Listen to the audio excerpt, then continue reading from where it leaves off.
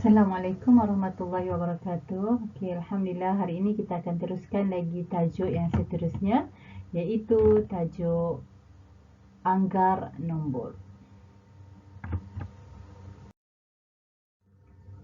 Okey, apa yang kita akan belajar pada hari ini dalam tajuk anggar nombor ialah kemahiran menganggar kuantiti. Dalam kita nak menganggar kuantiti, kita perlu tahu macam mana kita nak menganggar kuantiti. Okey, menganggar kuantiti ialah memberi nilai terhadap sesuatu yang menghampiri nilai sebenar. Ataupun dalam kata lain, meneka sebarang nilai yang hampir. Okey, tetapi bukan menilai sebarang angka.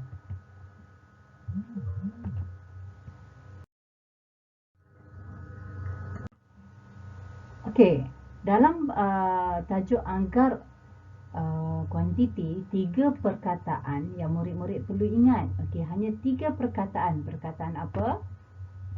Okey, yang pertama, kurang daripada. Yang kedua, lebih kurang. Dan yang ketiga, lebih daripada. Okey, cikgu akan sentuh. Lebih kurang ni apa dia? Maknanya nombor yang hampir-hampir sama banyak dengan set rujukan. Set rujukan ni adalah benda yang dia telah letak kuantiti untuk nak menganggar kuantiti yang lain. Okey, lebih daripada ni sesuatu kuantiti lebih daripada set rujukan. Okay, kalau kurang, dia kurang daripada set rujukan. Okey, yang seterusnya dalam anggar kuantiti, contoh yang pertama. Okey, cikgu ambil contoh dalam buku teks. Okey, cuba tengok contoh yang pertama. Okey, menganggar nombor. Okey, cuba kita tengok apa set kuantiti dalam gambar tersebut. Okey, gambar keropok lekor. Okey, dia kata, okey, tengok pakcik ni cakap, ada lebih kurang separuh lagi keropok lekor di dalam bekas. Okey, jadi sekarang ni kita nak menganggarkan keropok lekor di dalam bekas tersebut. Okey, cuba tengok.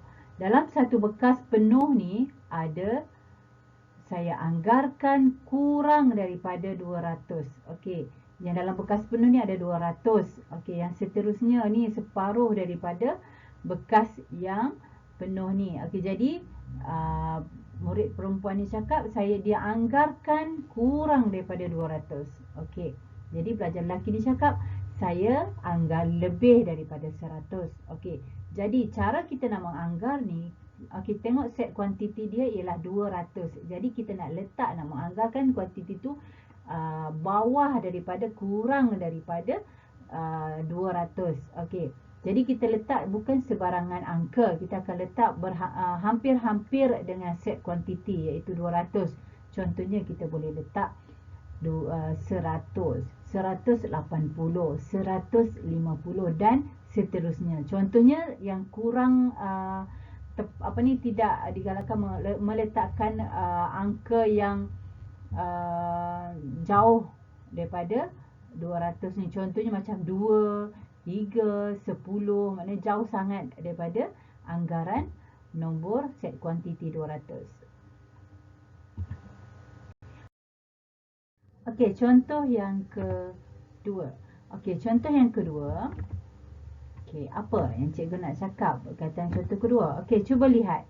Ada bekas A dan ada bekas B.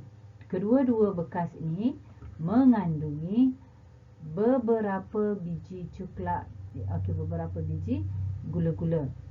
Okey, ataupun coklat. Okey, cuba tengok. Yang A berapa? Dia letakkan set kuantiti bagi bekas A, iaitu sebanyak 50 biji.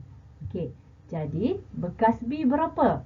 Okey, bekas B sekarang ni kita nak tahu, kita nak menganggar berapa bekas B. Okey, cuba kita tengok kuantiti bagi bekas A. Okey, bekas A, tengok dia separuh ataupun melebihi separuh daripada kuantiti bekas B. Okey, jadi sekarang ni macam mana kita nak menganggarkan untuk bekas B? Okey, jadi jawapan dia kita letak lebih kurang 100. Okey, dalam buku teks dia tulis lebih kurang 100. Ataupun kita boleh letak juga lebih daripada 50. Okey, lebih daripada 50. Okey. Yang ni dia letak 100. Kenapa? Sebab dia dah lebih daripada 50. Jadi kita anggarkan sebanyak 100. Atau lebih nak senang, kita buat lebih daripada 50. Okey, kita tengok pula contoh yang ketiga. Okey, contoh yang ketiga. Satu bekas berisi penuh Lego dan satu bekas lagi berisi sedikit daripada bekas ni. Okey, jadi bekas yang penuh ni set kuantiti dia ialah 100. Okey, manakala berapakah kuantiti bagi kotak ini? Okey, berapa? Boleh jawab? Okey. Jadi yang ni kita akan bincang sama-sama dalam kelas online yang cikgu akan ajar. Okey. Nanti cikgu akan bagi jawapan. Okey, jom kita tengok pula contoh yang terakhir, iaitu contoh yang keempat. Okey, contoh yang keempat, cuba tengok ada tabung, 3 tabung. Okey, tengok pelajar yang pakai baju warna jingga.